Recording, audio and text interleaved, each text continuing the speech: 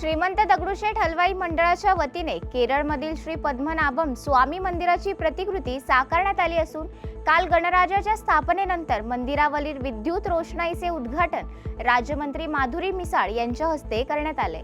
गणरायाला पुस्तकांचा नैवेद्य अर्पण करून मराठी भाषेचा गौरव रथावर धनकवडी येथील 11 मंडळाच्या गणपतींची निघालेली संयुक्त मिरवणूक कुतूहलाचा विषय ठरली। कृषी क्षेत्रात AI तंत्रज्ञानाला प्रोत्साहन देण्यासाठी अर्थसंकल्पात 2 वर्षासाठी 500 कोटी रुपयांची तरतूद केली असून पुढील काळातही आवश्यक ती तरतूद करण्याची घोषणा उपमुख्यमंत्री अजित पवार यांनी केली आहे। ज्यांना महागड्या मूर्ती परवडत नाही अशा सामान्य कुटुंबासाठी गेल्या 3 वर्षापासून पुणे युवक काँग्रेस फक्त 1 रुपयात गणेश मूर्ती विक्री करते। त्यांच्या उपक्रमाचे सर्वत्र कौतुक होते।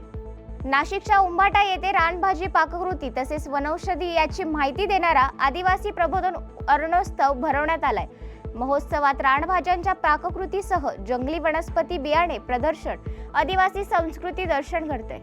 ज्ञानेश्वर माऊलींच्या सप्तशतकोत्तर सुवर्ण जयंतीनिमित्त अहिल्यानगर शहरात ज्ञानेश्वरी पारायण सप्ताहाचे आयोजन करण्यात आले होते।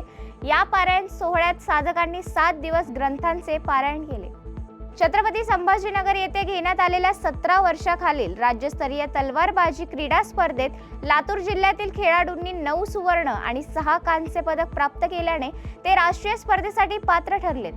2030 मध्ये अहमदाबादमध्ये होणाऱ्या राष्ट्रकुल क्रीडा स्पर्धाच्या आयोजनासाठी भारत दावा करणार आहे। बुधवारी केंद्रीय मंत्रिमंडळाने बोली प्रस्तावाला मान्यता दिली आहे।